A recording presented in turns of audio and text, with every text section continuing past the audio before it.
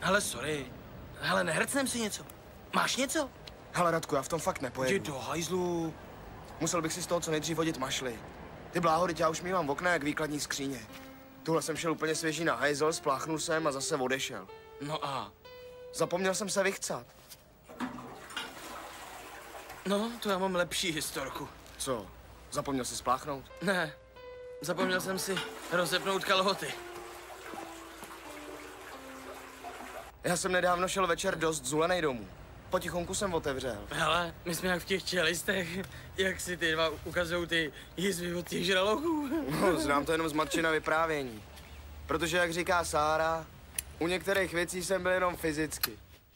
No a protože jsem chtěl, aby mě naši v té parádě neviděli, tak jsem se potichoučku zul a jen v ponožkách jdu do svýho pokoje.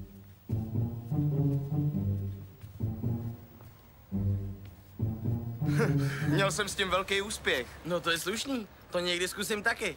Ale budu se plazit, mýho poldu z toho trefí. Hele, Nikola se tuhle nařezala jako šopák. Ráno si čistí zuby, pak se podívá na hodinky a zjistí, že si je čistí už 3,5 hodiny. Ty vole, das fuj.